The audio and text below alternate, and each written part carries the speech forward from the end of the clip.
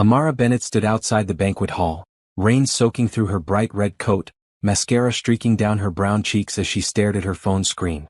Through the glass doors behind her, she could see her younger sister Kenji laughing with their parents, showing off the engagement ring that caught every light in the room.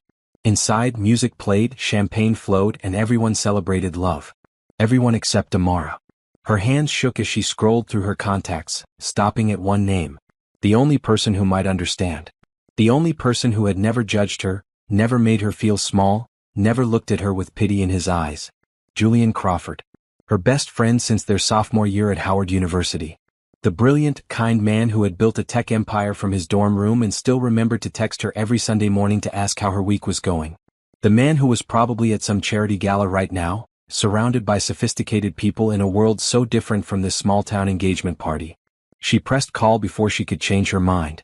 He answered on the second ring. Amara? Are you okay? The concern in his voice broke something inside her. Julian, I need to ask you something, and it's going to sound completely insane. Tell me. No hesitation. No judgment. Just those two words that meant he was listening. Tyler is here. Her voice cracked on her ex-boyfriend's name. At Kenji's engagement party. With his new fiancée. They got engaged 3 months after we broke up. 3 months, Julian. And everyone keeps looking at me like I'm this sad, pathetic woman who can't keep a man. My aunt literally asked me if I'd considered online dating. My mother keeps patting my hand and telling me my time will come. And Kenji's fiancée's sister just told me she knows a great therapist who specializes in helping women process romantic failure. She heard Julian moving, probably leaving whatever event he was attending. Where are you right now? Outside the hall. I can't go back in there. But it gets worse. She laughed, a bitter sound that hurt her throat. Next month is the Maplewood reunion. 10th year since high school graduation. I already RSVP'd yes before Tyler announced he'd be there with his fiancée. Everyone from our class will be there, and they'll all see that I'm still alone while Tyler has moved on. While everyone has moved on. I run a successful marketing division, Julian. I've worked so hard. But all anyone back home cares about is whether I have a ring on my finger. Amara. His voice was steady, grounding. What do you need? This was the moment. The insane request she had been building up to. I need you to come home with me. To Maplewood. To the reunion. And I need you to pretend to be my boyfriend. Silence stretched between them. Amara closed her eyes, waiting for the gentle rejection, the reasonable explanation of why this was a bad idea. When do we leave? Julian asked. What? When do we leave? What dates? I'll clear my schedule. Julian, you can't just clear your schedule. You have board meetings and investor calls and probably 100 things that are more important than my small-town drama. Nothing is more important than you. He said it so simply, so completely, that Amara felt tears spring to her eyes again. Send me the dates. I'll handle everything. And Amara? We're not pretending I'm your boyfriend. We're showing everyone the truth, that you're brilliant and successful and loved. They just won't know that the loved part is by your best friend instead of a romantic partner. Now go back inside, hold your head high, and know that you're not facing any of this alone. Amara wiped her eyes, smearing her mascara further. Why are you so good to me? Because you're worth it. Always have been. Now go celebrate your sister's happiness. I'll see you soon. The call ended, and Amara stood in the rain for another moment, letting his words sink in. Julian was coming. Julian would be by her side. Somehow, that made everything feel manageable. She straightened her shoulders, smoothed down her red coat, and walked back into the banquet hall.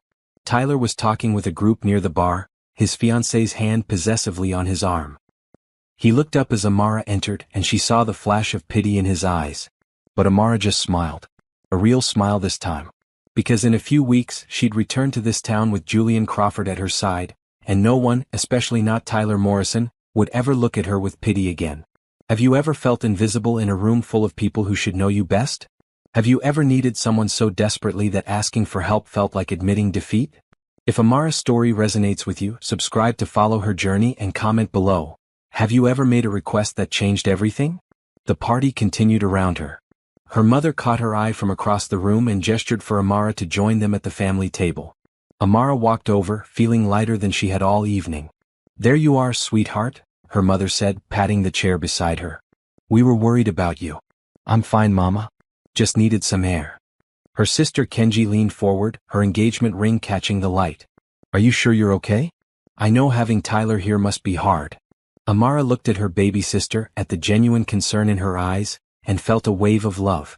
Kenji hadn't invited Tyler to hurt her. The engagement party was just small enough that everyone from their social circle got invited, and Tyler had been part of that circle for years. I'm really okay, Amara said and meant it. Actually, I have good news. I'm bringing someone to the reunion next month. Julian. My friend from college. Her mother's eyes lit up. Julian? The one who started that computer company? Tech company, Mama. And yes, that Julian. Oh honey, that's wonderful. I can't wait to meet him properly. You've talked about him for years. Her mother paused, studying Amara's face. Is he just a friend or is there something more there? Amara felt her cheeks warm. The lie was necessary, she told herself. Just for a little while. Just to get through the reunion without everyone's pity. There's something more. We're together. Kenji squealed and clapped her hands. Finally. You two have been dancing around each other since college. I'm so happy for you. The guilt twisted in Amara's stomach, but she pushed it down. This was temporary. A favor between friends. After the reunion, she and Julian would quietly break up, and she'd tell everyone they decided they were better as friends. No harm done. Tell us about him, her Aunt Diane said, leaning in with eager interest. What's he like? What was Julian like? Amara could answer that honestly, at least. He's kind. Genuinely kind, not just polite. He remembers small things like how I take my coffee or that I love old bookstores. He's brilliant but never makes anyone feel stupid. He listens more than he talks. And he has this way of making you feel like you're the most important person in the room, no matter where you are or what else is happening. Her mother reached over and squeezed her hand. He sounds perfect, baby. He is, Amara said softly. And that was the truth. Julian was perfect. As a friend. As a person. And for the next few weeks, he'd be perfect as her pretend boyfriend too. Across the room, Tyler was staring at her again. But this time, Amara didn't look away. She held his gaze steadily, confidently, until he was the one who turned away first. The rest of the evening passed in a blur of congratulations for Kenji and questions about Julian. Amara fielded them all with growing confidence, describing her best friend to her family and watching their excitement build. By the time she said goodnight and headed to her hotel room, she was exhausted but no longer desperate. In her room, she found 3 text messages from Julian. The first, just booked my flights. Arriving 3 days before the reunion so we have time to prepare. The second, also booked us a suite at that boutique hotel you mentioned loving in your hometown. The one with the garden. The third, get some sleep. Everything is going to be fine. Better than fine. I promise. Amara sat on the edge of her bed, staring at those messages. Julian had spent the last few hours handling everything while she was at the party. He hadn't just agreed to help. He had immediately taken action, clearing his schedule, making arrangements, ensuring she wouldn't have to worry about any details. She typed back, "Thank you. I don't know what I'd do without you." His response came immediately, "Good thing you'll never have to find out. Good night, Amara. Sweet dreams." Amara fell asleep that night with her phone clutched in her hand, Julian's messages still glowing on the screen, and for the first time in months, she felt hopeful about the future. 3 weeks later, Amara stood in Julian's downtown office, watching the city spread out below them through floor-to-ceiling windows. The view from the 45th floor was stunning, all glass and steel and possibility. She'd been here countless times over the years, but today felt different. Today they were planning a deception. "Stop pacing," Julian said from behind his desk. He was wearing a navy blue suit that fit him perfectly, his dark brown hair slightly messy from running his hands through it during their earlier video conference with his Tokyo investors. "You're making me nervous." "I'm making you nervous? Julian, do you understand what we're about to do? We're going to lie to my entire hometown. To my family. To people I've known my whole life." Julian stood and walked around his desk, stopping directly in front of her. At 6 feet 2 inches, he had to look down to meet her eyes, and Amara had always loved that about him. He never made her feel small despite their height difference. "We're helping you through a difficult situation," he said gently. "Your hometown will see you happy and successful with someone who cares about you. All of that is true. The only thing we're adjusting is the label on our relationship." "Adjusting the label?" Amara repeated. "You make it sound so simple." "It is simple." Julian gestured to the leather couches by the window. "Come sit. We need to plan this properly." Amara followed him, sinking into the soft leather. Julian sat beside her, close enough that she could smell his cologne, the same cedar and bergamot scent he'd worn since college. First things first, Julian said, pulling out his tablet. We need a story. How did we get together? When? What changed? What changed? Amara murmured. That's a good question. We've been friends for 8 years, Julian. Why would we suddenly become something more? Maybe it wasn't sudden. Julian's voice was thoughtful. Maybe we've been dancing around it for years and something finally pushed us to acknowledge what was always there. Amara looked at him sharply. That's very convincing. He smiled, but something in his eyes made her heart skip. It needs to be. So let's say we got together 3 months ago. Right around the holidays. You came to my family's Christmas party, remember? We can say that's when things shifted. Amara did remember. Julian's mother had pulled her aside that night and asked, with too much hope in her voice, whether there was anything romantic between her and Julian. Amara had laughed it off, but Mrs. Crawford had looked disappointed. Okay, Amara agreed. 3 months. That's believable. What about our first date? The Italian place on 5th Avenue. I took you there for your birthday last year, and you said it was the most romantic restaurant you'd ever been to. I did say that. Amara felt warmth spread through her chest. Julian remembered the smallest details. What else do we need to cover? Julian pulled up a document on his tablet. I made a list. Physical affection levels we're comfortable with. Pet names, if any. How we handle questions about our future together. Exit strategy for after the reunion. Amara stared at the detailed outline. You made a list. I make lists for everything. You know that. But he looked almost sheepish. Too much. No, Amara said softly. It's perfect. Very you. They spent the next hour going through every scenario. Julian suggested they keep physical affection natural, hand-holding and casual touches that would read as genuine. No forced kisses or overdone displays. As for pet names, Amara said she'd probably just call him Jules like she always did, and Julian agreed that sounded authentic. What about sleeping arrangements? Julian asked, his tone carefully neutral. The boutique hotel only had 1 suite available. I booked it because you mentioned loving that place, but I can get a second room at another hotel if you'd prefer. No, it's fine, Amara said quickly. Too quickly, maybe. I mean, we're adults. We can share a suite. There's probably a couch. There's a couch, Julian confirmed. I'll sleep there. We can figure it out when we get there. Amara stood, suddenly needing to move. Julian, are you sure about this? Your company is about to launch that new software platform. You have that keynote speech at the tech conference. This is taking you away from important things. Julian stood too, closing the distance between them in 2 steps. He took her hands, his grip warm and steady. Amara, look at me. She did, meeting his dark brown eyes. You are important. You're one of the most important people in my life, and you have been since we met in that campus library 8 years ago when you told me my coding was impressive but my coffee order was an abomination. Amara laughed despite herself. 12 sugars, Julian. Who puts 12 sugars in coffee? Someone who was running on 2 hours of sleep and desperately needed energy. He smiled, then grew serious again. The point is, you've been there for me through everything. When I was starting my company and terrified I'd fail. When my father was sick. When that business deal fell through and I thought I'd lose everything. You never hesitated to show up for me. So please don't question whether I'll show up for you now. It's not the same thing, Amara protested weakly. It's exactly the same thing. It's friendship. It's love.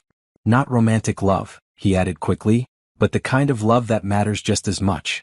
The kind that says I value you, I support you, and I'll be there when you need me. Amara felt tears threatening again. She'd been so emotional lately, ever since Kenji's engagement party. What did I do to deserve you? You were yourself. That's always been enough. Julian released her hands and walked to his desk, pulling out a folder. Now, I have something for you. Julian, no. You've already done too much. Just look. She took the folder and opened it. Inside were plane tickets, hotel confirmations, and a detailed itinerary. But there was also something else, a credit card with her name on it. What is this?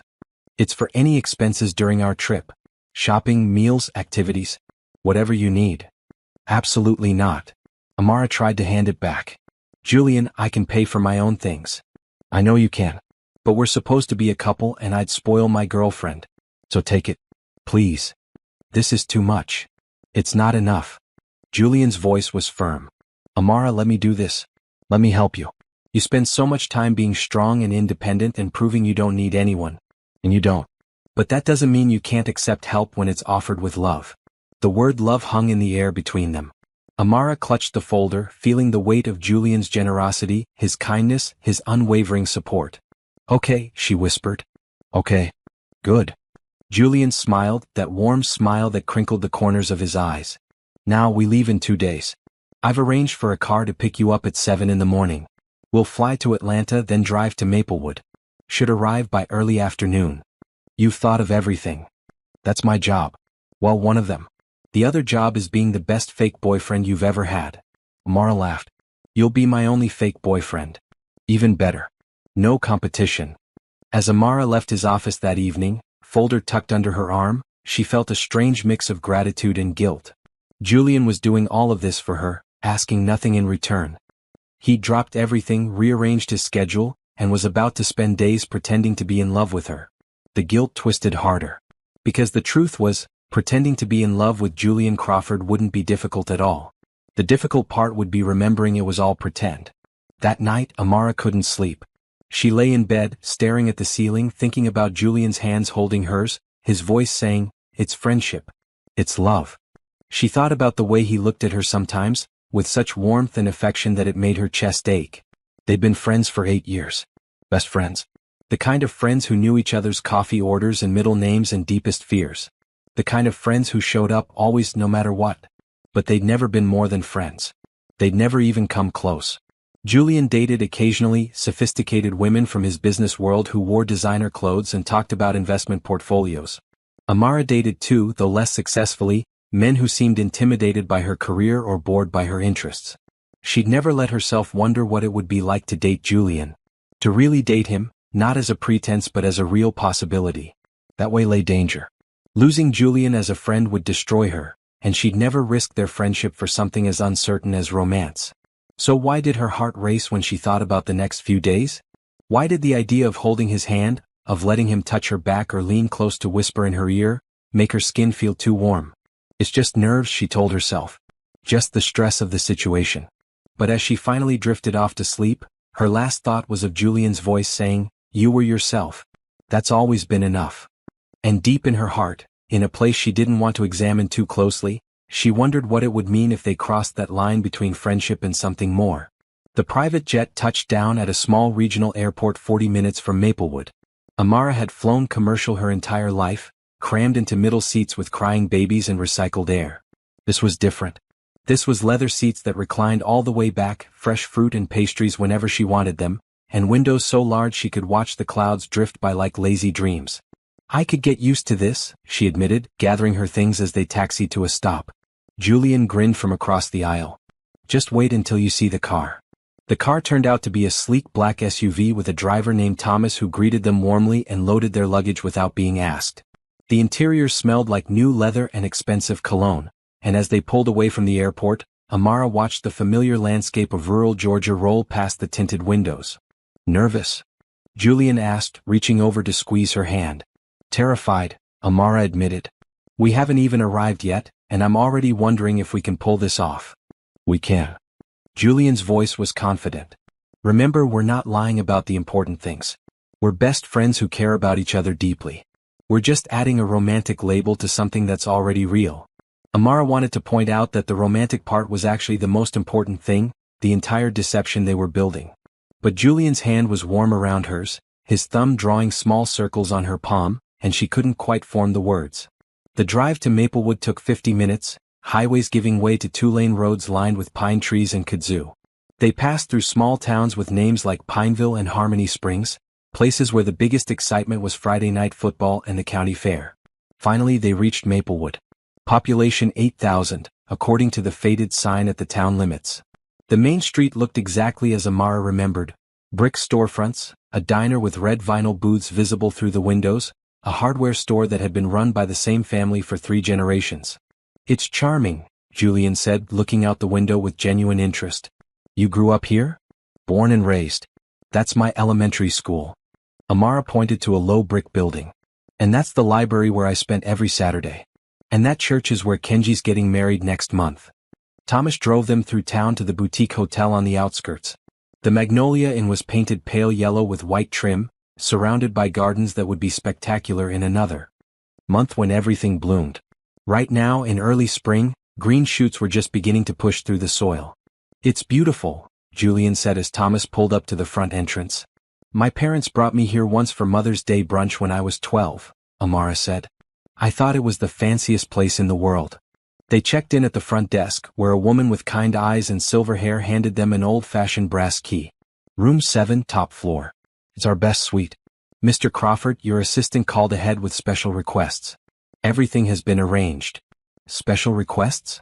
Amara asked as they climbed the stairs. Julian smiled mysteriously. "You'll see." The suite was gorgeous. Hardwood floors, antique furniture, and windows overlooking the gardens. But what made Amara gasp was the vase of red roses on the table, the box of chocolate truffles from her favorite chocolatier in Atlanta, and the bottle of wine with a note in Julian's handwriting, "To new beginnings and old friends." "Julian," Amara breathed. "This is too much. It's what a boyfriend would do." He set down his suitcase, looking around the room. "There's the couch I mentioned. Looks comfortable enough." Amara studied the couch. It was beautiful, upholstered in sage green velvet, but it was maybe 5 feet long. Julian would have to sleep curled up or with his legs hanging off the edge. "You can't sleep there. You'll wake up with your back in knots." "I'll be fine." "Julian." Amara walked to the bedroom door and looked inside. The bed was enormous, a 4-poster king covered in white linens and about a dozen decorative pillows. "The bed is huge. We're both adults. We can share." "Are you sure?" "Positive. We've slept in the same room before." That had been during their senior year spring break when a group of them rented a beach house and room assignments got confused. Amara and Julian had ended up sharing a room with twin beds, and it had been completely fine. Comfortable even. "Okay," Julian agreed. "But I'm taking the left side. I always sleep on the left." "Fine by me. I'm a right-side sleeper anyway." They unpacked, hanging clothes in the wardrobe and claiming bathroom counter space. It felt domestic and easy, this casual intimacy of sharing space with someone who knew your habits. Julian left the bathroom door open while brushing his teeth, and Amara didn't think twice about walking in to grab her face wash. "Your parents invited us to dinner tonight," Julian said, reading a text on his phone. 6 o'clock at their house. Amara's stomach flipped. "Tonight? Already?" "They're excited to meet your boyfriend." Julian said the word with a slight smile. "I'm excited to meet them properly too. I've only talked to your mother on the phone a few times over the years." "They're going to love you," Amara said, and meant it. Everyone loved Julian. He had this way of making people feel heard, feel valued. It was part of what made him such a successful businessman, but it was also just who he was as a person. They spent the afternoon exploring the town. Julian wanted to see where Amara grew up, so she took him to her childhood home, a modest 2-story house with blue siding and a porch swing. Her parents had moved to a smaller place closer to town a few years ago, but the memories remained. "I had my first kiss on that porch," Amara said, pointing to the spot. "How old were you?" 14. "Bobby Patterson. Braces and everything. It was terrible." Julian laughed. "My first kiss was in a science lab. I knocked over a beaker trying to lean in." "Smooth. I've improved since then. I hope." There was something in his voice that made Amara look at him sharply, but his expression was neutral, focused on the house. They walked through downtown, stopping in the bookstore where Amara used to spend her allowance. The owner, Mrs. Chen, recognized her immediately and pulled her into a hug. "Amara Bennett. Look at you, all grown up and beautiful. And who is this handsome man?" "This is Julian. My boyfriend." The word felt strange in her mouth, but Mrs. Chen beamed. "Boyfriend? It's about time. You were always too focused on your books to notice the boys chasing after you in high school." "Boys were not chasing after me," Amara protested. "Oh honey, you were oblivious. Half the football team had crushes on you." Mrs. Chen turned to Julian. "She was brilliant. Top of her class. We all knew she'd do something special." Julian slipped his arm around Amara's waist, the touch feeling natural even though they'd never stood like this before. "She still is. Brilliant and special both." Amara felt heat rise in her cheeks. The way Julian looked at her when he said those words, the warmth in his voice, it would convince anyone they were in love. They bought a few books, Julian insisting on paying despite Amara's protests. As they left the store, his arms stayed around her waist, and Amara found herself leaning into him slightly. "You're good at this," she murmured. "At what?" "The boyfriend thing. The touching and the compliments. It feels real." Julian was quiet for a moment. Maybe that's because the foundation is real. I do think you're brilliant. I do think you're special. Those aren't lies, Amara. At 6 o'clock they arrived at her parents' house. The moment Amara's mother opened the door, she was pulled into a tight hug. There's my baby girl. And this must be Julian. Her mother stepped back, studying Julian with the assessing gaze only mothers possess. My goodness, you're tall. And handsome. Amara didn't mention handsome. Mama, Amara groaned. I'm just stating facts. Come in, come in. Dinner's almost ready. The house smelled like Amara's childhood. Collard greens and cornbread and her mother's famous fried chicken. Her father stood in the living room, wearing his favorite green cardigan, and extended his hand to Julian. Marcus Bennett. Good to finally meet you, son. Amara's talked about you for years. All good things, I hope, Julian said, shaking his hand. Mostly. Her father's eyes twinkled. She mentioned you put 12 sugars in your coffee. That concerns me. I've reduced it to 6, Julian said solemnly. Under Amara's supervision. Her father laughed, and just like that, Julian was in. They sat down to dinner, and Amara watched Julian charm her parents effortlessly.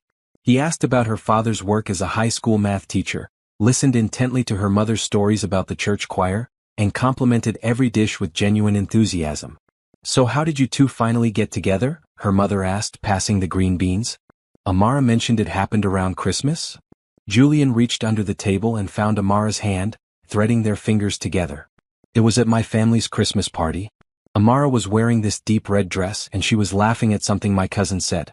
And I just looked at her and thought, how have I been this blind for 8 years? Amara stared at him. They discussed the story, but Julian had added details they hadn't planned. The red dress was real. She had worn that to his family's party. But the way he described looking at her, the way his voice softened, that was all Julian. I told her that night, Julian continued. Couldn't wait another minute. I said, Amara, I've been in love with you for longer than I want to admit, and I need to know if there's any chance you feel the same way. And what did you say? Her mother asked Amara. Amara's mouth was dry. She squeezed Julian's hand, trying to find her voice. I said yes. I said I'd been feeling the same way but was too afraid to risk our friendship. Love is always a risk, her father said quietly. But the best things in life usually are. They finished dinner and moved to the living room for coffee and pie. Amara's mother showed Julian photo albums, pointing out embarrassing pictures of Amara from childhood. Julian studied each one with interest, laughing at her gap-toothed school photos and her ill-advised bangs phase in middle school. She was beautiful even then, Julian said softly. Still is, her father added.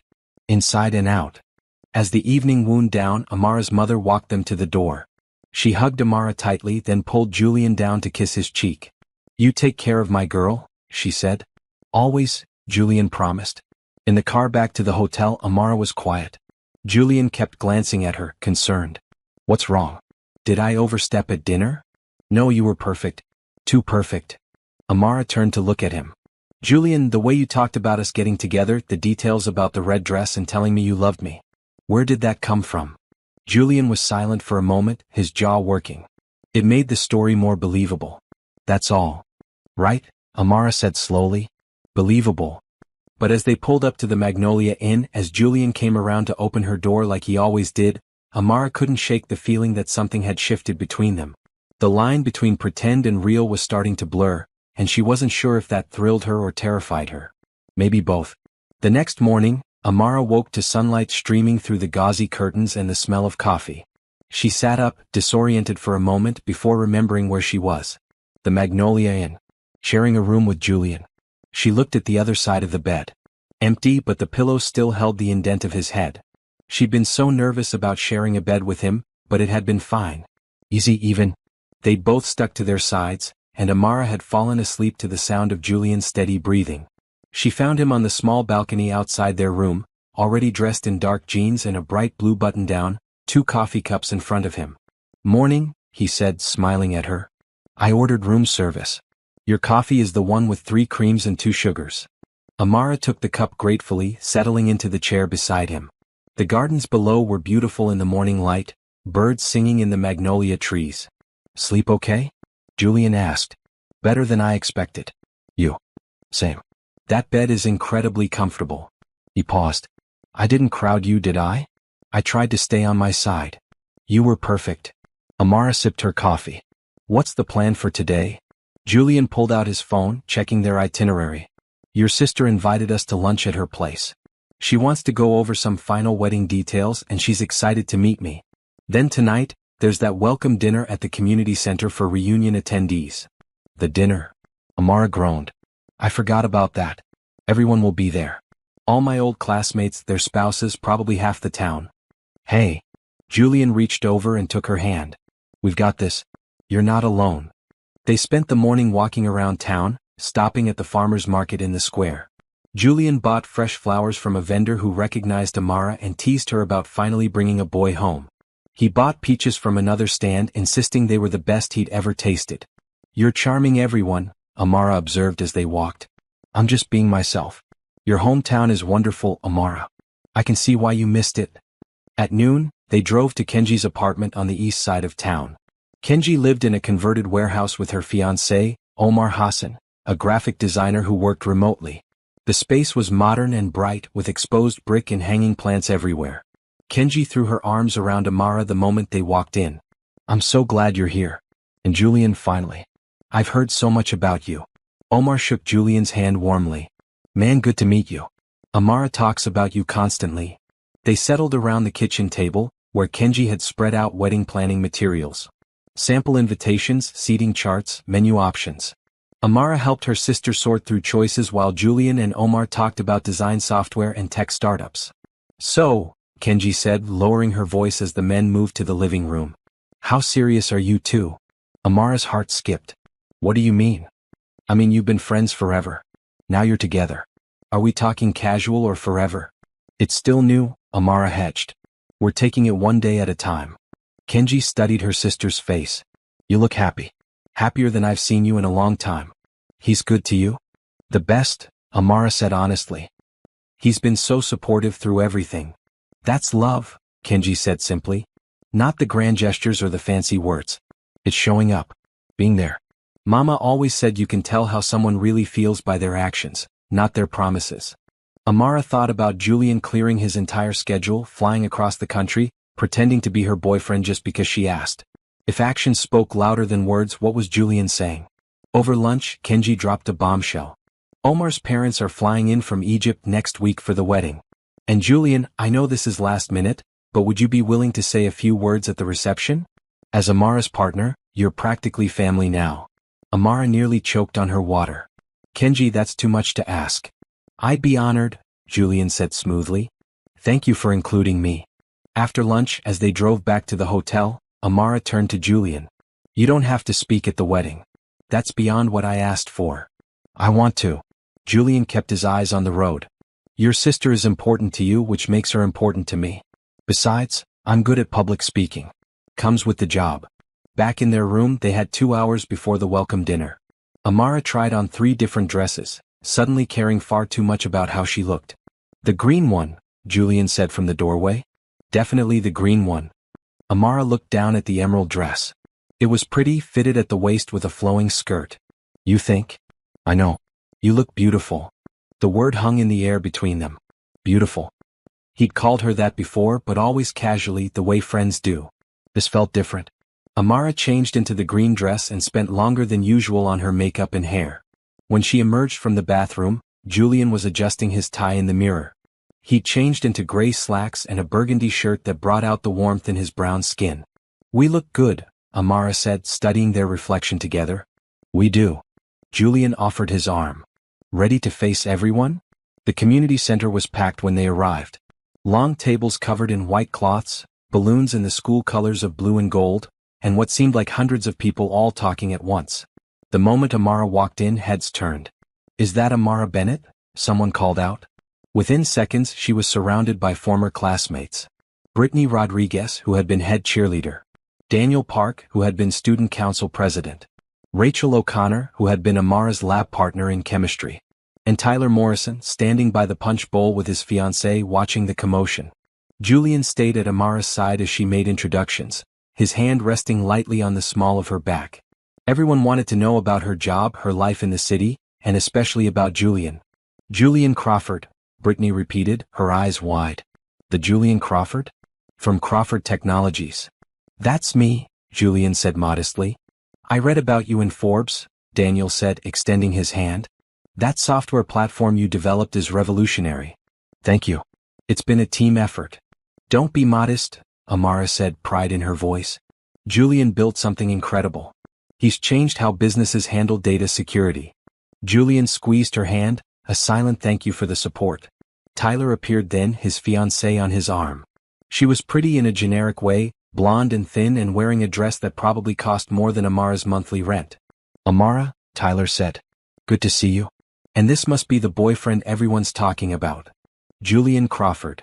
Julian shook Tyler's hand, his grip firm. And you are? Tyler Morrison. Amara and I dated a while back. I see. Julian's voice was cool, polite. Well, it's nice to meet anyone from Amara's past. Though I have to say, I'm much more interested in her present and future. Tyler's smile faltered slightly. His fiancée, sensing tension, pulled him toward the buffet table. Sorry, Amara murmured to Julian. That was awkward. That was perfect. Did you see his face? Julian grinned. Come on, let's get some food. I'm starving. They filled their plates and found seats at a table with some of Amara's former classmates. The conversation flowed easily, stories of high school mixed with updates on current lives. Julian fit in seamlessly, laughing at the right moments, asking thoughtful questions, making everyone feel comfortable. Speech. Someone called out. The class president should give a speech. Daniel stood reluctantly, tapping his glass for attention. He gave a short welcome speech, thanking everyone for coming and raising a toast to old friendships and new beginnings. Then Brittany stood. I want to say something too. Amara Bennett, I was so jealous of you in high school. You were smart and kind and you didn't even know how special you were. But look at you now. Successful, happy with a man who clearly adores you. You give the rest of us hope. Applause filled the room. Amara felt tears prick her eyes. She'd spent so much time feeling like a failure for being single, for not having the picture-perfect life. But these people, her peers, they saw her success. They celebrated it. Julian leaned close, his lips nearly brushing her ear. See? You've always been enough, Amara. You just needed to see yourself through their eyes. The evening continued with music and dancing. Julian pulled Amara onto the dance floor for a slow song, one hand on her waist, the other holding hers. They moved together easily, naturally, like they'd been dancing together for years. Thank you, Amara said softly. For all of this. For being here. There's nowhere else I'd rather be. Amara looked up at him, at the sincerity in his eyes, and felt something shift in her chest. This was supposed to be pretend. A favor for a friend. But the way Julian held her, the way he looked at her, it felt terrifyingly real. Over Julian's shoulder, she saw Tyler watching them, his expression unreadable. But for once, Amara didn't care what Tyler thought. All that mattered was this moment, this feeling, this man who had shown up for her without hesitation. As the song ended, Julian didn't immediately let go. They stood there, swaying slightly, their faces close enough that Amara could count his eyelashes. Amara, he started, his voice low. Yeah. Nothing. Just wanted to say your name. They stayed at the dinner until late, talking and laughing with old friends. By the time they got back to the hotel, Amara was exhausted but happy. She changed into pajamas while Julian took the first shower, and when he emerged in sleep pants and a t-shirt, his hair damp, she felt that shift in her chest again. Today was good, Julian said, climbing into his side of the bed. Really good. Amara turned off the lights and settled under the covers. Everyone loves you, of course. I wasn't trying to make them love me. I was trying to make them see what I see. What do you see? Julian was quiet for so long that Amara thought he'd fallen asleep. Then, in the darkness, he said, I see someone extraordinary who doesn't realize how extraordinary she is. Someone who lights up every room she enters. Someone who deserves to be celebrated, not pitted. Amara's throat tightened. Jules. Go to sleep, Amara. Big day tomorrow. But Amara lay awake for a long time, listening to Julian breathe, feeling the warmth of his body on the other side of the bed. Everything about this felt right. Comfortable. Like they'd been doing this forever. And that scared her more than anything. Amara woke to the sound of music drifting through the open window. She stretched, reaching across the bed before remembering Julian wasn't there. His side was empty, the sheets cool. She found him again on the balcony. This time he was on his phone, speaking quietly. I understand, but you'll need to handle it without me. I trust your judgment. Yes, I'll review the contracts when I'm back, but for now you have full authority to proceed. He paused, listening. Sarah, I know it's unusual for me to be out of touch, but this is important. I'll be available for emergencies only. He ended the call and turned to find Amara watching from the doorway. Work? She asked. Just delegating. Nothing I can't handle. He smiled, but there was tension around his eyes. Ready for the festival? The Maplewood Spring Festival was a town tradition going back decades. Every year, the main street closed to traffic and filled with vendors, games, and food stalls. There were competitions for everything from pie baking to sack races, and everyone in town participated. Amara and Julian walked hand in hand down Main Street, taking in the organized chaos. Children ran past with balloons, the smell of funnel cakes and barbecue filled the air, and somewhere a band played bluegrass music. This is amazing, Julian said, looking around with genuine delight. My neighborhood in the city doesn't do anything like this. Wait until you see the couples competition, Amara said. It's ridiculous but fun. Couples competition? Various games and challenges. Winners get their names on a plaque in the town hall and free dinner at Rosie's Diner for a year. We should enter, Julian said immediately. Absolutely not. It's embarrassing. Tyler and I entered once and we came in last place. Then it's time to redeem yourself. Julian squeezed her hand. Come on. It'll be fun. Before Amara could protest, Julian was dragging her to the registration table. They signed up as Team Crawford, which made Amara laugh. Shouldn't we be Team Bennett? She asked. I like the sound of Team Crawford better. Has a nice ring to it. The competition consisted of 5 challenges spread throughout the afternoon. The first was a 3-legged race, where couples had to navigate an obstacle course with their legs tied together. Julian and Amara practiced for 5 minutes, stumbling and laughing before their heat began. Left, right, Julian chanted as they moved, and somehow they found a rhythm. They weren't the fastest, but they didn't fall, finishing third in their heat. The second challenge was a water balloon toss. Couples stood opposite each other, tossing a water balloon back and forth while taking a step back after each successful catch. The last couple with an intact balloon won. Amara had good aim from her softball days, and Julian had steady hands. They made it to the final 3 couples before their balloon burst, soaking Julian's blue shirt. You did that on purpose, he accused, laughing. Did not. You moved left when you should have stayed still. I definitely stayed still. You threw high. They were both laughing too hard to care who was right. The third challenge was a cooking competition. Each couple received a mystery basket of ingredients and 20 minutes to create a dish. Amara and Julian stared at their basket. Chicken breast, peaches, spinach, and rice. I've got this, Amara said, taking charge. She'd watched enough cooking shows to have ideas. They made a peach-glazed chicken with spinach rice, working together smoothly. Julian chopped while Amara cooked, and when the timer went off, their dish looked and smelled impressive. The judges, 3 local restaurant owners, tasted all the entries and declared Amara and Julian's dish the winner. They were now tied for first place overall.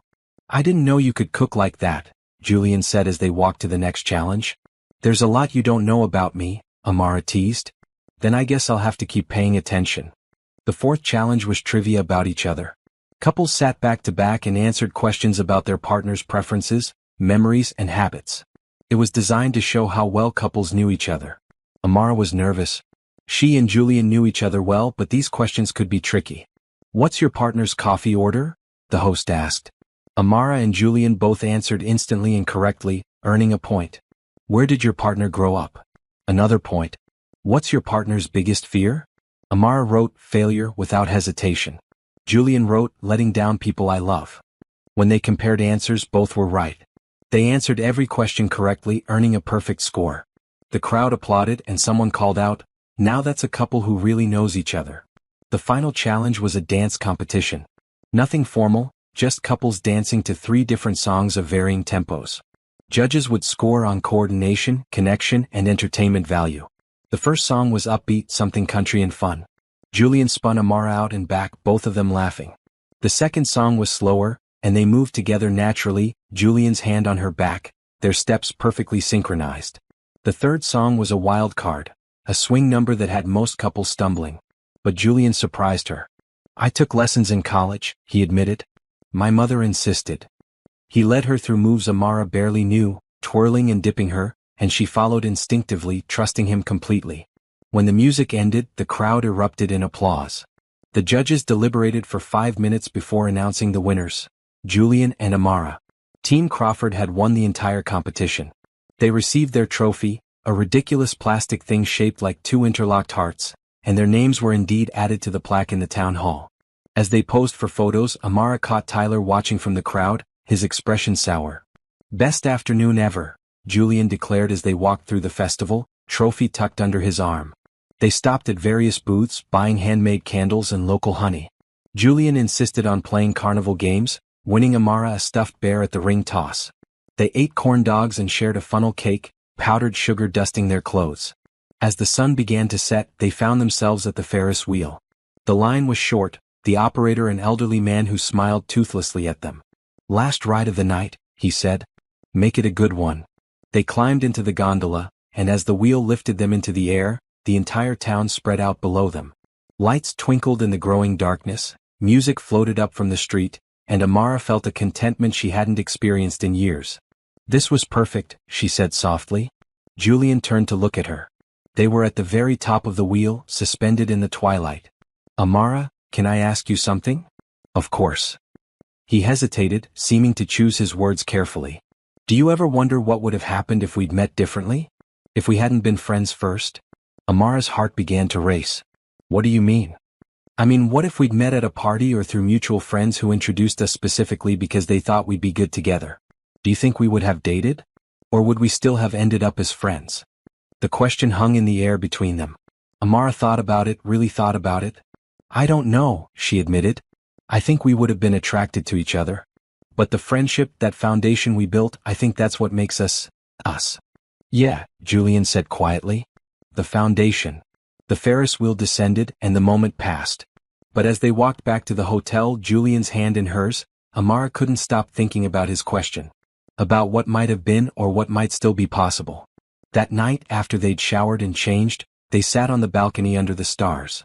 Julian had ordered wine from room service, and they sipped it slowly, talking about everything and nothing. "Thank you for today," Amara said. "For making it so fun. I know you probably had better things to do than enter a small-town couples competition. There was nothing better I could have been doing." Julian set down his wine glass. "Amara, I need you to understand something. This week, being here with you, it's not a sacrifice. It's not a favor I'm doing that I resent. I'm exactly where I want to be. But your work, your meetings, can wait. Will wait. You're more important." Amara felt tears threaten. "What? Why am I so important to you?"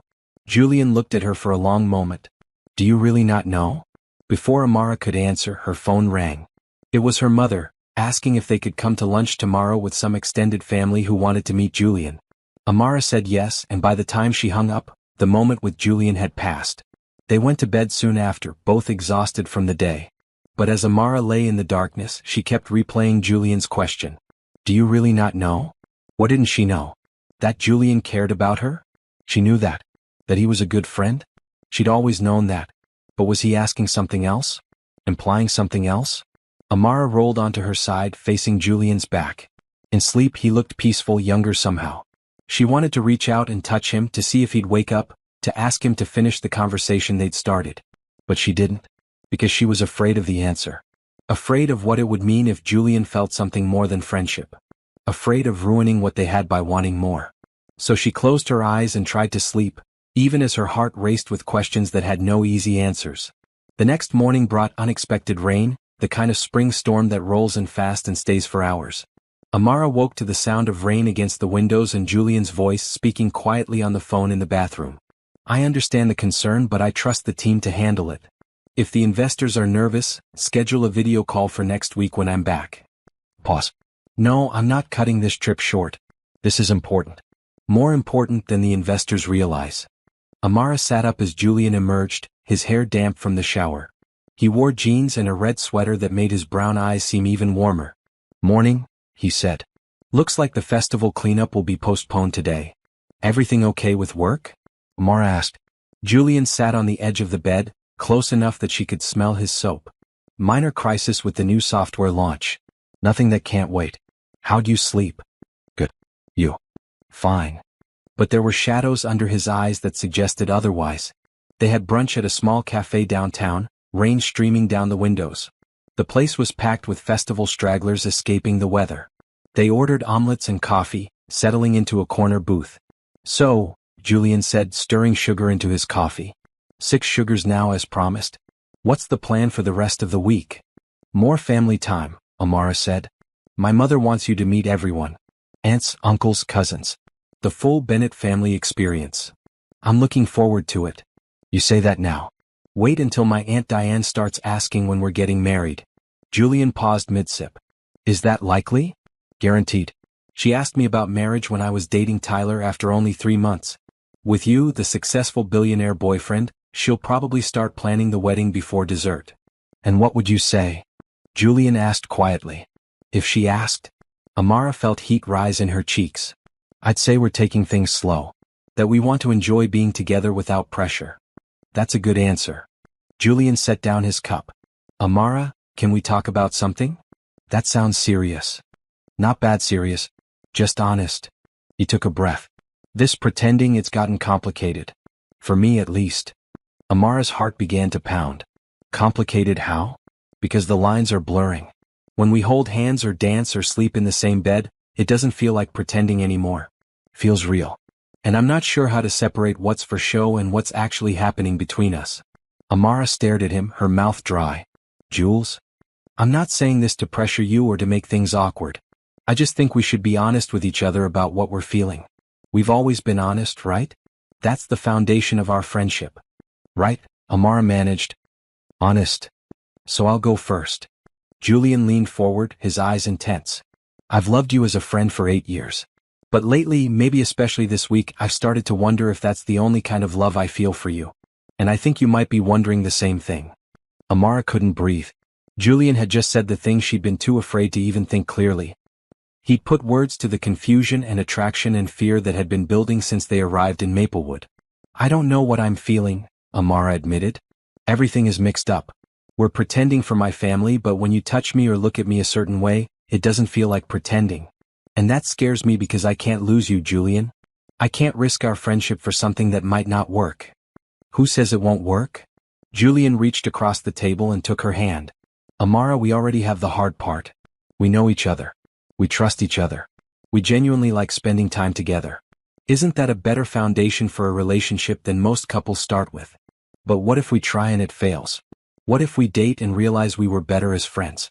What if I lose you completely? Or what if we try and it's everything we never knew we needed? Julian's thumb traced circles on her palm. What if we're already halfway in love and just too scared to admit it? Amara pulled her hand back, not because she wanted to but because she needed to think clearly, and Julian's touch made thinking impossible. This is too much. Too fast. We came here to get through my hometown reunion, not to change our entire relationship. Maybe this week was about more than the reunion. Julian's voice was gentle but firm. Maybe we needed this, the pretending, to see what's been there all along. I can't do this right now. Amara stood, grabbing her purse. I need some air. It's pouring rain. I don't care. She walked out of the cafe, rain immediately soaking through her coat. She walked without direction, just needing space to process everything Julian had said. He loved her. Or was falling in love with her. Or had been in love with her and was finally admitting it. And she, what did she feel? The truth, the terrifying truth, was that she'd been in love with Julian Crawford for at least 2 years. Maybe longer. She'd just buried it so deep, hidden it so well that she'd convinced herself it wasn't real. Because Julian was her best friend, her safe person, the one relationship in her life that was uncomplicated and stable. Except it wasn't uncomplicated anymore. And it hadn't been stable since the moment he'd agreed to come to Maplewood with her. Amara found herself at the town park, standing under the gazebo for shelter. The rain created a curtain around her, isolating her in this small dry space. She sat on the bench, her coat dripping, and let herself cry. She cried for the confusion and the fear. She cried for the friendship that might be changing forever. And she cried because deep down, under all the fear, she wanted what Julian was offering. She wanted to stop pretending and make it real. I thought I'd find you here. Amara looked up to find Julian standing at the gazebo entrance, soaked despite the umbrella he carried. You followed me. Of course I followed you. You ran out in a storm. He sat beside her, close but not touching. Amara, I'm sorry. I shouldn't have put all that on you during a casual brunch. It wasn't casual, Amara said, wiping her eyes. Nothing about this week has been casual. No, Julian agreed. It hasn't. They sat in silence, listening to the rain. Finally, Amara spoke. I'm scared, Jules. I'm so scared of losing you. You won't lose me. I promise you that. Even if we try this and it doesn't work, even if we decide we're better as friends, you will never lose me. I'm not going anywhere. You can't promise that. Yes, I can. Because you're not just my best friend, Amara. You're my person. The one I call when something good happens. The one I want to share things with. The one whose opinion matters most. That doesn't change based on whether we're dating or not. Amara turned to look at him. Really look at him. His hair was plastered to his forehead, his red sweater dark with rain, but his eyes were clear and certain. What if I'm not ready? She asked quietly. Then we wait. We keep pretending for your reunion, we go back to the city, and we give you time to figure out what you want. No pressure. No ultimatums. Just honesty and patience. And if I'm never ready? If I decide the risk is too great? Julian's smile was sad but genuine. Then I'll accept that. I'll be disappointed, but I'll accept it. Your friendship is worth more to me than any potential romance. Amara felt something crack in her chest. Julian was giving her an out, a safe way to preserve their friendship. He was putting her comfort above his own feelings. And that, more than anything he'd said, told her what she needed to know. I'm not ready, she said slowly. But I might be. I just need time to process this, to figure out what I'm feeling without the pressure of performing for my family. Take all the time you need. And in the meantime? In the meantime, we stick to the plan. We're a couple for your reunion and your family. But we keep talking, keep being honest about what we're feeling. And when you're ready, however this goes, we'll face it together. Amara nodded, relief flooding through her. Okay. I can do that. They sat in the gazebo until the rain slowed to a drizzle. Julian draped his jacket around Amara's shoulders, and they walked back to the hotel slowly, not holding hands but walking close enough that their arms brushed with every step. Back in their room, they changed into dry clothes. The vulnerability of the morning left them both quiet, processing. Amara showered, letting the hot water warm her chilled skin, and when she emerged she found Julian on the balcony again, staring at the garden below. Jules? She called softly. He turned, and something in his expression made her cross to him. She wrapped her arms around him from behind, resting her cheek against his back. Thank you, she murmured. For being patient. For understanding. Julian's hands came up to cover hers, holding her close. Always. They stood like that for a long time, neither speaking, just being present with each other. And Amara realized that this quiet intimacy, was what she'd been afraid to lose. But maybe, just maybe, she didn't have to lose it. Maybe she could have this and more. Maybe Julian was right and they were already halfway in love. Maybe the scariest thing wasn't trying and failing. Maybe the scariest thing was never trying at all. The next 3 days passed in a blur of family gatherings, wedding preparations, and careful navigation of the new awareness between Amara and Julian. They continued their charade, holding hands and exchanging affectionate looks, but now every touch carried extra weight. Every smile meant more than it had before. Kenji's wedding was set for Saturday, and the entire Bennett family was mobilizing to make it perfect. On Thursday morning, Amara and Julian joined Amara's mother and aunts at the church to help with decorations. We need white roses here, Aunt Diane directed, pointing to the altar. And the tulle needs to be draped, not bunched. Bunched looks cheap. Julian climbed a ladder to hang garlands while Amara arranged flowers. He worked without complaint, taking direction from the Bennett women with good humor. At one point, Aunt Diane pulled Amara aside. That man is a keeper, she said, watching Julian help Amara's mother hang fairy lights. He's not just handsome and successful. He's kind. And patient. Do you know how rare that is? I know, Amara said softly. Then don't let him go. I've seen the way he looks at you, honey. That's real love. The kind that lasts. Amara's throat tightened. If only Aunt Diane knew the truth. That none of this was real. Or at least it hadn't started real. Now she wasn't sure what it was. That afternoon, Omar's parents arrived from Egypt. Dr. Hassan and his wife Layla were warm and welcoming, embracing Amara immediately and complimenting Julian on his manners and obvious devotion to Amara. A man who looks at a woman the way you look at Amara, Dr. Hassan said to Julian, that's a man who understands what matters. That evening, both families gathered at the Bennett home for a pre-wedding dinner. The house was packed with relatives, food covering every surface, conversation flowing in multiple languages as the two families merged. Julian fit seamlessly into the chaos, helping in the kitchen, playing with the children, and charming every relative he met. Amara watched him from across the room, talking animatedly with Omar about Egyptian architecture. He looked happy. Genuinely happy. And she realized he wasn't acting for her benefit. He actually enjoyed the big family gatherings and the noise and the warmth. After dinner, the women gathered in the living room while the men cleared dishes.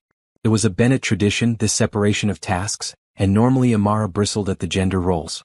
But tonight, she was grateful for the chance to talk with the women in her family. "Tell us everything," her cousin Monica demanded. "How did you land Julian Crawford?" "I didn't land him," Amara protested. "We're friends who became more." "But how? You've known him for years. What changed?" Amara thought about Julian's story from the first family dinner, about seeing her in the red dress and finally admitting his feelings. "I think we both stopped being afraid," she said honestly. "We stopped worrying about ruining the friendship and started wondering what might be possible." "That's beautiful," Kenji said, squeezing Amara's hand. "I'm so happy for you." The guilt twisted in Amara's stomach. She was lying to her family, letting them believe in this false relationship. But what was she supposed to say? "Actually, it's all pretend and I'm not sure how I really feel about him?" Later that night, back at the hotel, Julian sat on the edge of the bed and pulled out his phone. "My assistant sent over the speech I need to give at Kenji's reception. Want to hear it?" "You already wrote a speech?" "Had it written. I wanted your approval before the wedding." He read it aloud, a beautiful piece about love and partnership and the courage it takes to commit to another person. He talked about watching Amara with her family, seeing the values she'd been raised with, and how lucky Omar was to be joining such a caring family. When he finished, Amara had tears in her eyes. "It's perfect. Jules, that's absolutely perfect. You think Kenji will like it?" "She'll love it. Everyone will." Amara hesitated. "Can I ask you something?" "Always." "Did you mean it? What you said in the speech about courage and commitment?" Julian set down his phone, giving her his full attention. "Every word." "Amara, I know we're in this strange in-between place right now, but I meant what I said in the gazebo. However this develops between us, I'm committed to being in your life. That takes courage too, admitting you care about someone enough to risk everything." "What if I'm not brave enough?" Amara whispered. "You're the bravest person I know. You left this small town to build a career in the city. You took on projects at work that terrified you. You asked me to come here even though it meant being vulnerable. You're already brave, Amara. You just need to trust yourself." That night, as they lay in the darkness, Amara spoke into the quiet. "Jules? Are you awake?" "Yeah. I've been thinking about what you said. About us maybe being in love and not admitting it." She felt him shift, turning toward her. "And? I think you might be right. I think I've been in love with you for a while. I just couldn't let myself acknowledge it because I was so afraid of losing you."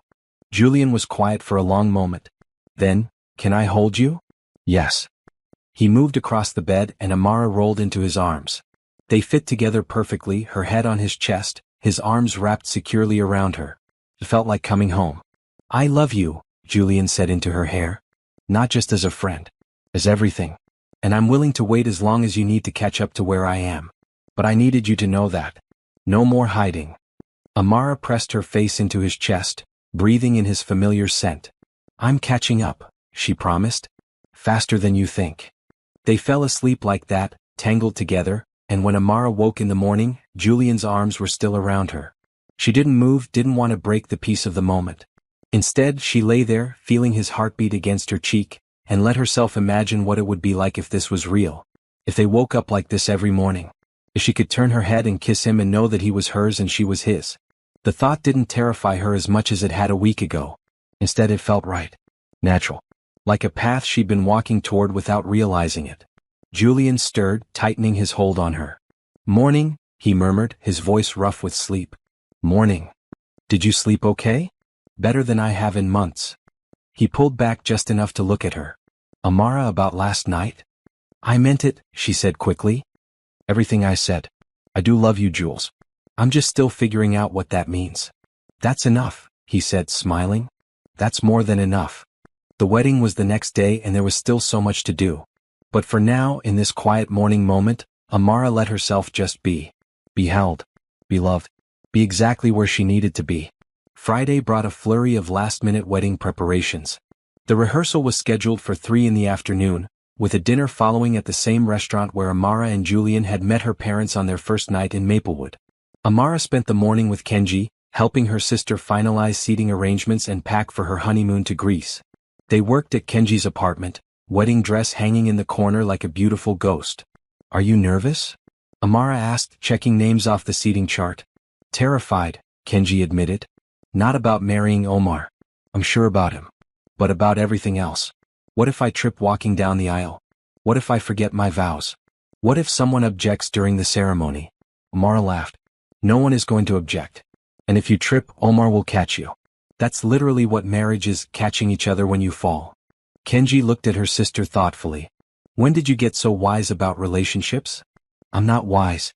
I'm just observing." "Observing Julian, you mean?" Kenji smiled. "You two are really good together, you know. I've never seen you this happy." Amara felt the familiar guilt twist in her stomach. The lie had become so natural that sometimes she forgot they were pretending. "He makes it easy to be happy. That's how Omar makes me feel. Like everything is easier when he's around." Kenji paused in her packing. "Can I tell you something?" "Of course. I was worried about you. After Tyler you seemed so closed off. Like you'd decided love wasn't worth the risk. But now, seeing you with Julian, I can see you've opened up again. It gives me hope that you'll be okay no matter what happens in life." Amara's eyes burned with tears. If only Kenji knew the truth. If only Amara could tell her that this whole thing was fake, an elaborate pretense to save face at the reunion. But she couldn't. Not now, not with the wedding tomorrow. "I'll be okay," Amara said softly. "We'll both be okay." The wedding rehearsal at 3 o'clock was organized chaos. The wedding party consisted of Kenji's two best friends as bridesmaids, Omar's brother and cousin as groomsmen, and a flower girl who kept trying to eat the petals instead of scattering them. Julian sat in the front pew, watching as the coordinator directed everyone through their steps. When it was Amara's turn to walk down the aisle as maid of honor, she caught Julian's eye. He smiled at her, that warm smile that made her heart skip, and something inside her shifted. This was real. Not the boyfriend-girlfriend label, but the feeling underneath. The love that had been growing for years, nurtured by friendship and trust and all those small moments that added up to something extraordinary. After the rehearsal, everyone headed to the restaurant. Julian drove, one hand on the wheel and the other holding Amara's. "You okay?" he asked. "You've been quiet." "Just thinking." "About?" "About how much can change in a week. I came to Maplewood dreading the reunion, feeling like a failure. Now I feel like I've figured something important out." "What's that?" Amara squeezed his hand. "I'll tell you soon. I promise." The rehearsal dinner was lovely. The families mingled easily now, comfortable with each other. Toasts were made to the happy couple, stories were told, and laughter filled the private room the Bennetts had reserved. When it was time for Julian to give his speech as Amara's partner, he stood and cleared his throat. The room fell silent. "I've only known the Bennett and Hassan families for a week," Julian began, "but I feel like I've known you much longer because Amara has told me about you for years. She talks about her sister Kenji with so much love and pride. About her parents who taught her the value of hard work and kindness. About extended family who supported her dreams even when they didn't fully understand them." He paused, finding Amara's eyes. "Love takes many forms. There's the romantic love that brought Kenji and Omar together. But there's also the love of family, the love of friendship, the love that says, 'I choose you every day no matter what.' That's what I see in this family. That's what I've experienced this week. And I'm honored to be here celebrating two people who understand that love is not just a feeling, it's a choice. A daily commitment to show up for each other." The room erupted in applause. Kenji was crying happy tears and even Omar looked emotional. But Julian was still looking at Amara, and she understood what he was really saying. He was choosing her. Every day. No matter what. After dinner, as they drove back to the hotel, Amara couldn't stop thinking about Julian's words. The choosing, the commitment, the daily showing up. That's what he'd been doing for 8 years. Choosing her friendship. Showing up when she needed him. And now he was offering more. Not demanding it, not pressuring her, just offering. Waiting patiently for her to be ready. Back in their room, Amara stood on the balcony while Julian changed for bed. The night air was cool and smelled like honeysuckle. Tomorrow was Kenji's wedding. The day after that was the reunion. And then they'd go home, back to their regular lives and have to figure out what this week had meant. Julian joined her on the balcony, wearing sleep pants and a t-shirt. He stood beside her, not touching, giving her space. "Your speech was beautiful," Amara said. "I meant every word. I know you did." She turned to face him. "Jules, I need to tell you something." "Okay." I'm ready. Or I'm almost ready. I'm scared still, but I think being scared is okay. What matters is that I don't want to go back to the city and pretend this week didn't happen. I don't want to fake break up and lose whatever this is between us. Julian's expression was cautious, hopeful. What are you saying? I'm saying I want to try. Really try. Not pretend dating but actual dating. You and me figuring this out together. Are you sure? No, Amara admitted with a shaky laugh. But I'm sure that I love you. That I want you in my life as more than a friend. That waking up in your arms the other morning felt right in a way nothing has felt right in a long time. Julian closed the distance between them, cupping her face in his hands. Amara Bennett, can I kiss you? Yes. He leaned in slowly, giving her time to change her mind. But Amara didn't want to change her mind. She rose on her toes, meeting him halfway. The kiss was gentle at first, tentative. Testing. Then Julian's arms came around her waist, pulling her closer, and Amara melted into him. The kiss deepened, 8 years of friendship and tension and unspoken feelings pouring into this one moment. When they finally broke apart, both breathing hard, Julian rested his forehead against hers. That was worth waiting for, he said. We've wasted so much time. We haven't wasted anything. We built a foundation. Now we're just adding another floor to the building. Amara laughed, the sound bright with joy. Did you just use an architecture metaphor? I'm a tech guy. It's the best I've got. They kissed again, slower this time, exploring. Learning each other in this new context. It felt familiar and new at the same time, comfortable and exciting. Eventually they went back inside, both reluctant to end the moment but knowing they had a big day ahead. They lay in bed facing each other, hands clasped between them. What do we tell people? Amara asked. About us. The truth. That we were friends who fell in love. We don't have to tell them we were pretending. We can just say things developed naturally during the trip. Which is actually true, Amara realized. We were pretending at first, but somewhere along the way it stopped being pretend. Exactly. Julian brushed a curl away from her face. No more hiding, Amara. From each other or from the world.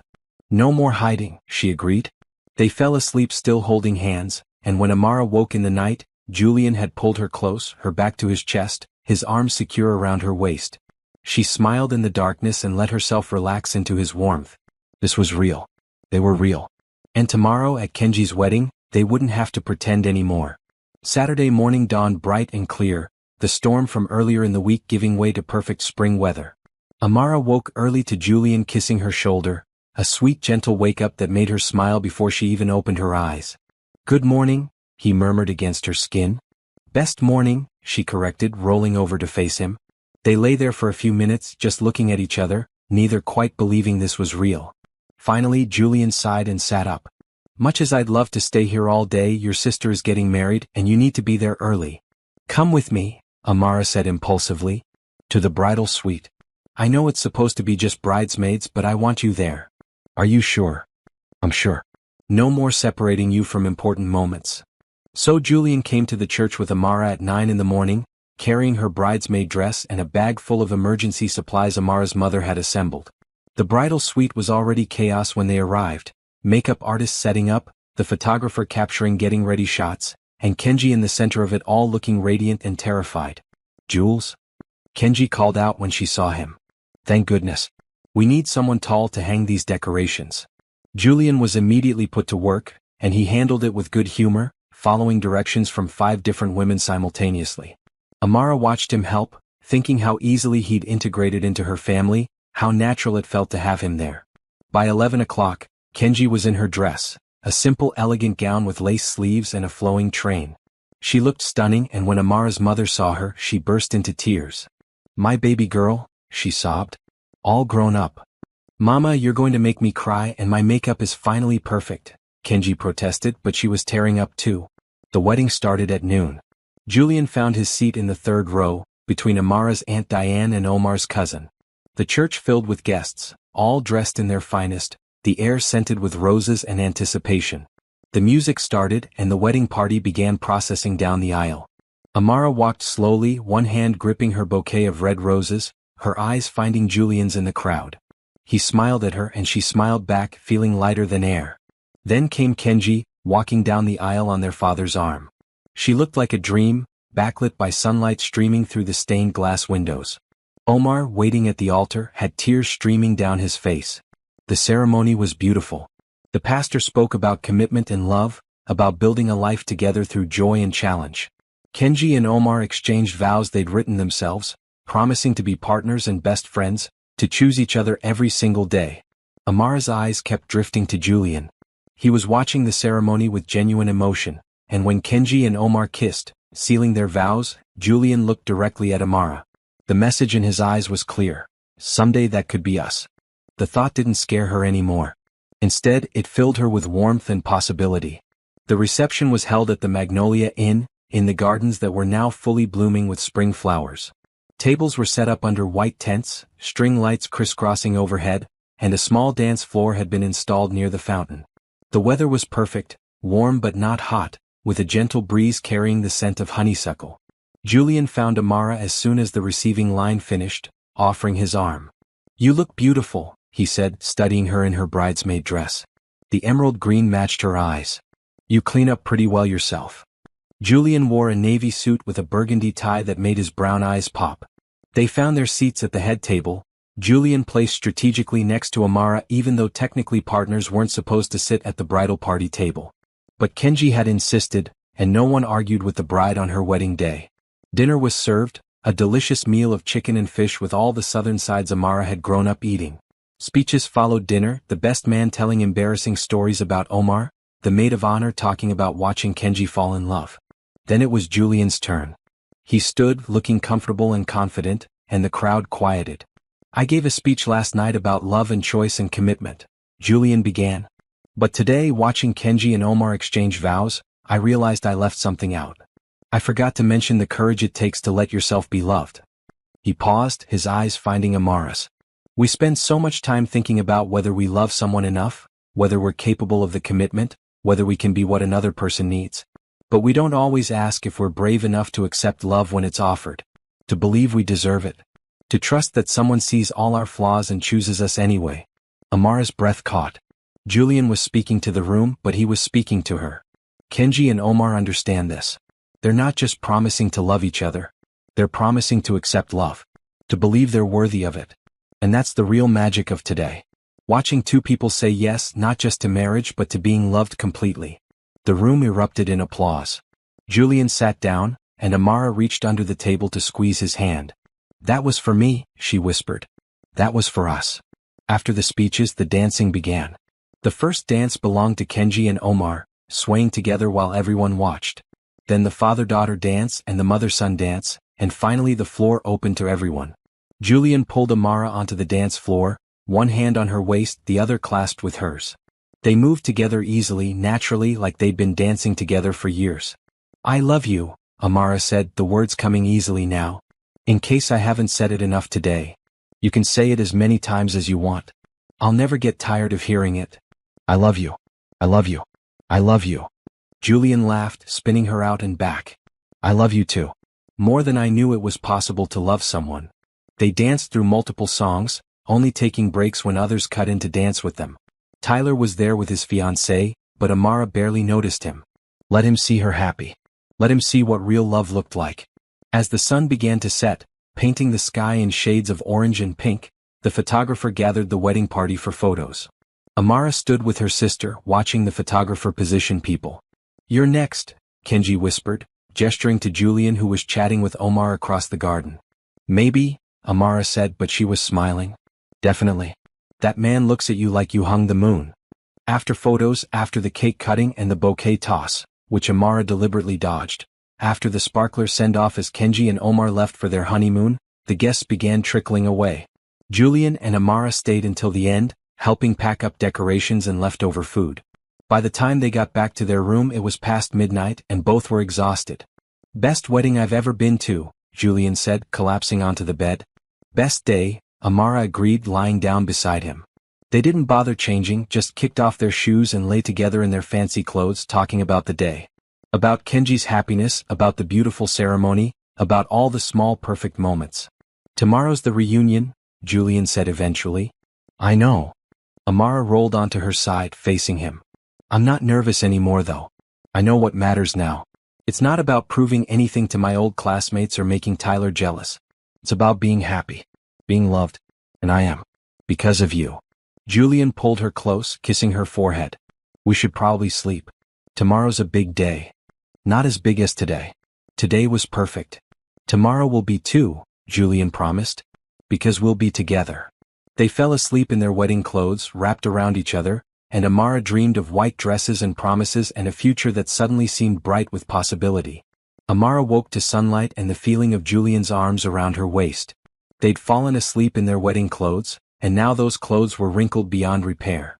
She didn't care. Everything felt right in a way it hadn't before. Julian stirred, pressing a kiss to her neck. Morning. Morning. Amara rolled over to face him. We fell asleep in our fancy clothes. Worth it. I wasn't letting go of you for anything. He studied her face, brushing curls away from her forehead. Big day today. The reunion. You ready? With you? I'm ready for anything. They showered and dressed, Amara choosing a red dress that hugged her curves, Julian in dark jeans and a blue shirt. Looking at them in the mirror, Amara thought they looked good together. Like they belonged. The reunion was being held at the high school gymnasium, transformed with decorations and a photo booth and tables full of yearbooks and memorabilia. They arrived at 2 o'clock to a crowd already gathering, people greeting old friends and comparing notes on the past 10 years. Amara. Brittany Rodriguez rushed over, pulling her into a hug. I'm so glad you came. And Julian, wonderful to see you again. They were immediately swept into conversations, catching up with people Amara hadn't seen since graduation. Julian stayed at her side, attentive but not overbearing, letting her have her reunions while making it clear he was there if she needed him. Tyler and his fiancée arrived around 3. Amara saw them enter but felt nothing. No anger, no jealousy, just indifference. Tyler had been important once, but he wasn't anymore. He was just a guy she used to date, someone who hadn't appreciated what he had. Want to get some air? Julian asked after an hour of socializing. They stepped outside to the football field where Amara had spent Friday nights in high school, cheering at games. The field was empty now, quiet, the bleachers casting long shadows in the afternoon sun. How are you doing? Julian asked, taking her hand. Good. Really good, actually. Amara leaned against him. This morning I realized something. I spent so much energy being afraid that people were judging me for being single, for not having my life figured out. But most people here are just trying to figure out their own lives. They're not thinking about my relationship status. And even if they were, Julian added, it wouldn't matter. Because you're not defined by who you're dating. You're successful and brilliant all on your own. I know that now. But it helps having you here to remind me. They walked around the track talking about the reunion, about the people they'd met. Julian asked thoughtful questions about Amara's high school experience, and she found herself telling stories she'd forgotten, remembering good times instead of dwelling on the awkward years. When they returned to the gymnasium, the reunion was in full swing. Music played, people danced, and a slideshow of old photos ran on a projector screen. Amara found herself laughing at pictures of her teenage self, complete with questionable fashion choices and terrible haircuts. You were adorable, Julian said, studying a photo of 16-year-old Amara with braces and bangs. I was a disaster. An adorable disaster. He pulled her onto the dance floor as a slow song started. Come here. They swayed together, Amara's head on Julian's chest. Around them, other couples danced, but Amara only saw Julian. Only felt his arms around her, his heartbeat against her cheek. Thank you, she murmured. For what? For coming. For pretending. For making it real. Julian pulled back enough to look at her. It was always real, Amara. The love was always there. We just finally acknowledged it. Best acknowledgement of my life. Mine too. The song ended, but they kept swaying, not ready to let go. Finally, the DJ announced the last song of the night, a cheesy pop number that had everyone rushing to the dance floor. Amara and Julian danced with the group, laughing and singing along to lyrics they'd memorized in high school. It was silly and fun and perfect. This was what the reunion should have been all along, a celebration, not a comparison. As the party wound down, people exchanged contact information and promised to stay in touch. Tyler approached as Amara was saying goodbye to Brittany. Hey, he said awkwardly. Can we talk for a minute? Julian stepped back, giving them space but staying close enough to intervene if needed. Amara appreciated that, the balance of trust and protectiveness. What's up? Amara asked neutrally. I just wanted to say I'm sorry. For how things ended between us. I didn't handle it well. No, you didn't, Amara agreed. But it's okay. We weren't right for each other. I can see that now. You and Julian, you fit. I never made you look as happy as you do with him. Tyler paused. I hope we can be friends. Or at least friendly. I'd like that, Amara said honestly. No hard feelings, Tyler. They shook hands, a formal ending to a relationship that had never been quite right. Tyler rejoined his fiancée, and Julian returned to Amara's side. Closure? He asked. Something like that. Amara took his hand. Ready to go home? They said their goodbyes and drove back to the hotel for the last time. Tomorrow morning they'd fly back to the city, back to their regular lives. But everything was different now. They were different. In their room they packed slowly, neither wanting the trip to end. Finally, everything was ready for the morning departure.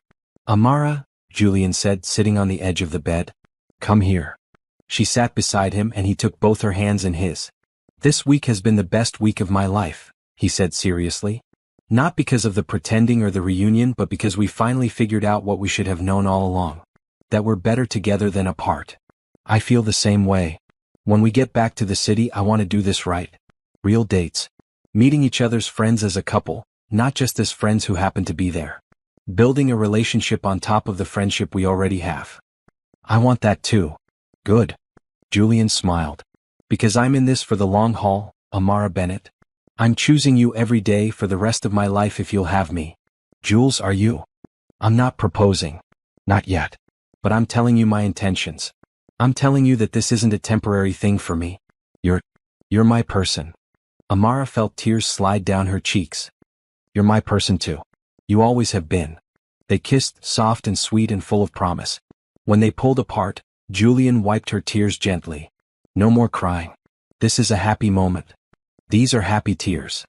They got ready for bed, falling into the routine they developed over the past week. Brushing teeth side by side, changing in the same room without awkwardness, climbing into bed together like they'd been doing it for years. Amara settled into Julian's arms, her favorite position now.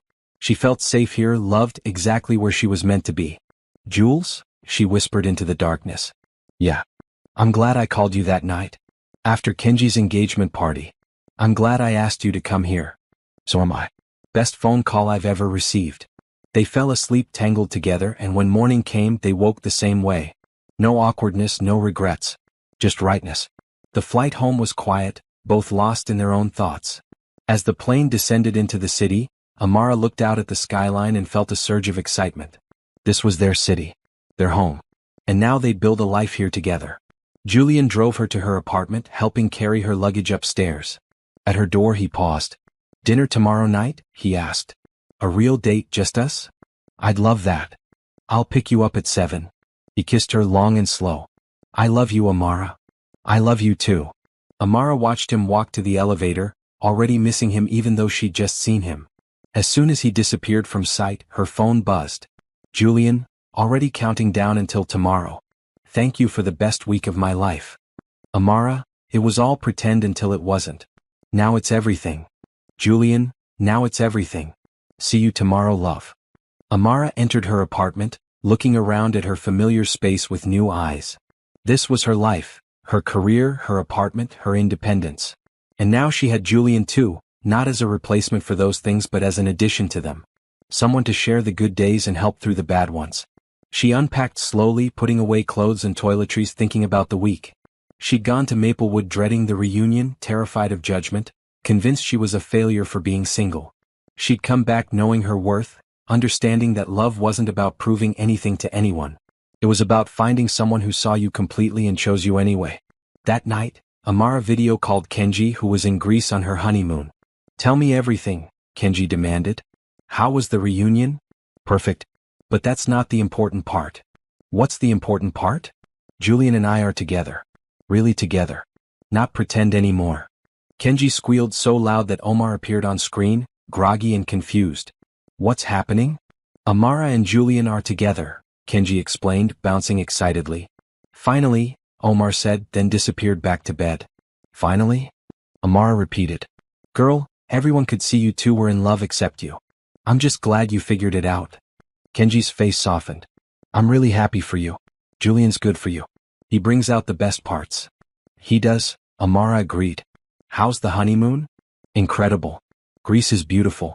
But I can't wait to hear all about your date tomorrow. Call me after? They talked for another hour, Kenji sharing stories about Santorini and Amara recounting the reunion.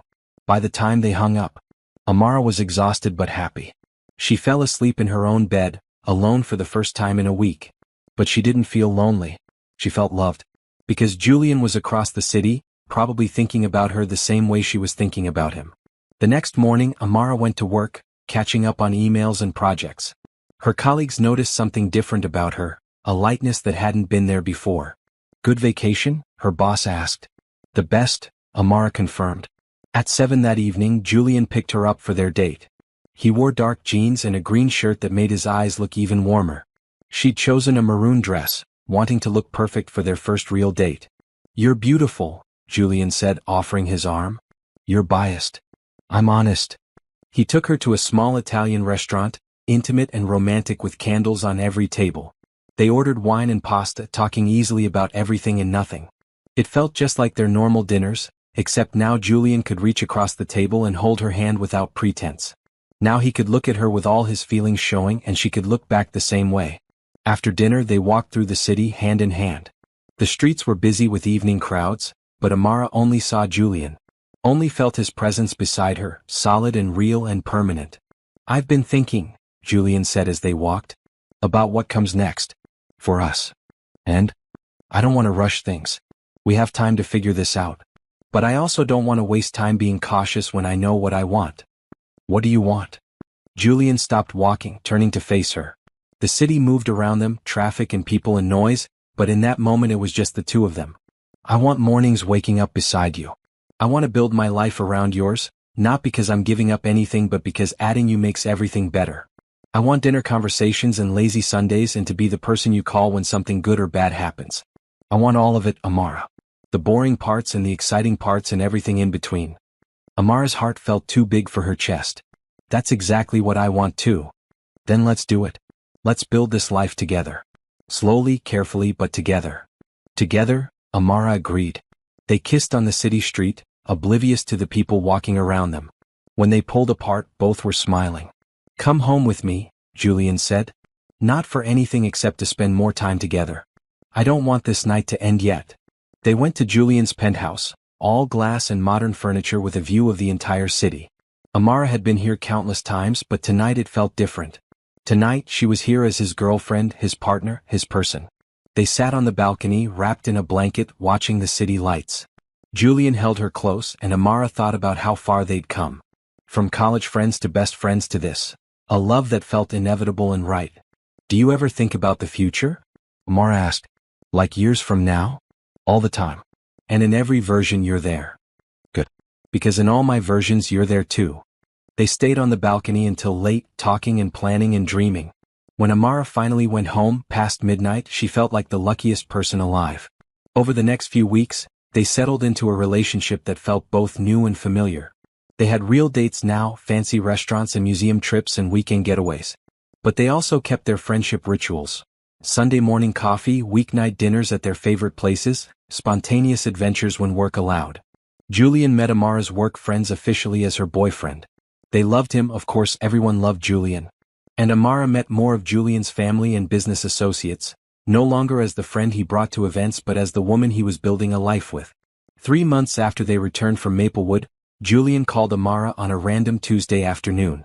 Pack a bag, he said without preamble. What? Why? Because we're going somewhere. I'll pick you up in 2 hours. Julian, I have work. I already cleared it with your boss. 2 hours. Pack for warm weather. He hung up before she could protest. Amara stared at her phone, then started laughing.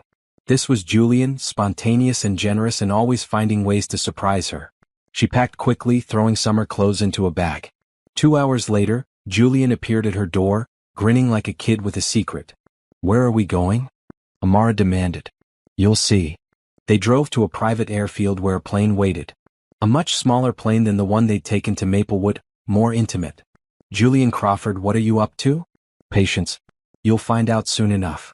They flew for 3 hours, Amara alternating between excitement and exasperation at Julian's refusal to explain. Finally they landed on a small island, somewhere tropical with white sand beaches and crystal clear water. Where are we? Amara asked as they climbed out of the plane. My family's private island. Well, technically my mother's, but she lets me use it. I thought we could use a few days away from the city. Just us. The house was gorgeous, open air and modern with views of the ocean from every room. Julian showed Amara around, ending in the master bedroom where their bags had already been delivered. This is incredible, Amara breathed, looking out at the water. It's our place now. I told my mother about you, about us. She said we can come here whenever we want. Build our own memories here. Amara turned to look at him. You told your mother about us? Of course. She's thrilled. She's been hoping we'd get together for years. Julian came to stand beside her. Amara, I love you. I want my family to know you, to love you. I want to integrate our lives completely. I want that too. They spent 3 perfect days on the island. Swimming in the ocean, eating meals on the beach, talking for hours about everything. Julian showed Amara his favorite spots from childhood vacations, sharing pieces of his life she'd never seen. On their last night, they sat on the beach watching the sunset. Julian had been quiet all day, and Amara could tell something was on his mind. What are you thinking about? She asked, leaning against his shoulder. About how much has changed in 6 months. How different everything is now. Good different. The best different. Julian shifted, turning to face her. Amara, I know it's only been a few months since we got together, but we've known each other for 8 years. I've loved you in some form for almost that entire time. And I know, without any doubt, that I want to spend my life with you. Amara's heart began to race. Jules? I'm not proposing. Not officially. But I'm telling you that I'm going to. When the time is right, when we're both ready, I'm going to ask you to marry me. And I wanted you to know that. To have time to think about it. To make sure this is really what you want. It is what I want, Amara said without hesitation. You're what I want. Not someday, not eventually. No. Always. Julian kissed her, slow and deep and full of promise. Then we'll know. When the time is right, we'll both know. They flew home the next day, back to their regular lives. But everything was different now. They had a future planned, a life to build together. It wasn't pretend anymore. It had never been more real. 6 months later, on a random Tuesday that felt like every other Tuesday, Julian took Amara to the park where they'd met 8 years ago. The same bench where they'd sat and talked about a philosophy paper she was writing, and he was too stressed about his computer science project. Remember this spot? Julian asked as they sat down. This is where it all started, Amara said, looking around. The park looked the same. Trees budding with new spring growth, students walking past with backpacks, the whole world moving around them. This is where I fell in love with you, Julian said quietly. That very first day. You were so smart and funny, and you called me out on my terrible coffee order. And I thought, I want to know this person. I want to be around this person as much as possible. Jules, why are we here? He slid off the bench, kneeling on the ground in front of her. Amara's breath caught. Because this is where our story started. And I want this to be where our next chapter begins. He pulled a ring from his pocket, a simple diamond on a silver band. Amara Bennett, you are my best friend, my partner, my person. You're the one I want to wake up beside every morning and fall asleep next to every night. You're who I want to build a life with, raise a family with, grow old with. Will you marry me? Amara was crying, happy tears streaming down her face. Yes. Yes, of course, yes. Julian slipped the ring onto her finger, then stood and pulled her into his arms. They kissed while students walked past, oblivious to the moment happening on that bench. When they pulled apart, both were laughing through tears. I love you, Amara said. I'm so glad I called you that night. I'm so glad you said yes to my crazy request. It was the best request I've ever received. Because it gave us the excuse to finally be honest about what we'd been feeling all along. They sat on the bench for hours, planning and dreaming and talking about their future. A wedding, eventually. Maybe kids someday. Building careers they loved while supporting each other. Growing together instead of apart. As the sun began to set, Julian stood and offered his hand. Ready to go home? Amara took his hand, her engagement ring catching the light. Ready. As long as home means wherever you are. Home will always mean wherever we are together. They walked out of the park hand in hand, toward their car and their future and all the beautiful, messy, perfect moments that waited for them. It had started as pretend, a favor between friends. But it had become the most real thing in either of their lives. Love, Amara thought, always finds a way. Even when you're not looking for it. Even when you're too afraid to hope for it. Love shows up and says, here I am. I've been here all along. You just needed to be brave enough to see me. And she had been brave. They both had. Brave enough to risk friendship for something more. Brave enough to choose each other, every single day. As they drove toward their future, Amara looked at Julian and smiled. This was just the beginning. The real beginning of everything they'd always been meant to have. If you've ever been afraid to risk a friendship for love, or if you've ever wondered if your person was right in front of you all along, this story is for you. Subscribe to see more stories about love that starts with friendship and comment below. Would you take the risk?